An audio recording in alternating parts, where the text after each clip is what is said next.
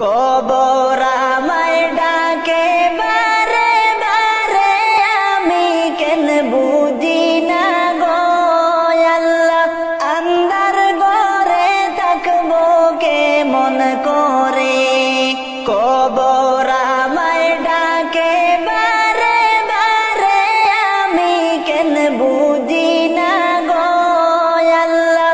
আন্ধার ঘরে থাকবো কেমন করে, আর আজরাইল আসিয়া যখন সামনে দাঁড়াবে, আজরাইল আসিয়া যখন সামনে দাঁড়াবে, তখন আমার দিদার যেন হয় নবীজির সাথে, আমি কেন বুঝি না গো আল্লাহ।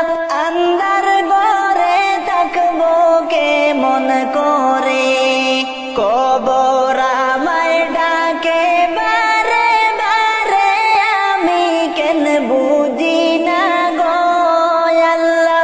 আন্ধার ঘরে থাকবো কেমন করে, আর মধুর পীড়িত মায়ার বাঁধন রইলাম কিসে পড়ি, মধুর পীড়িত মায়ার বাঁধন রইলাম কিসে পড়ি। মিছে মায়ায় মিছে খায়ায় কিসের বাহার করি, আমি কেন বুঝি না গো আল্লাহ।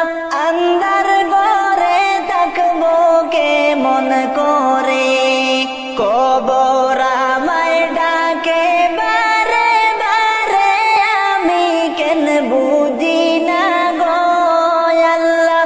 আন্ধার ঘরে থাকবো কেমন করে, আর একে একে গেলা গো সবাই, আইলা না কেউ ফিরি, একে একে গেলা গো সবাই, আইলা না কেউ ফিরি।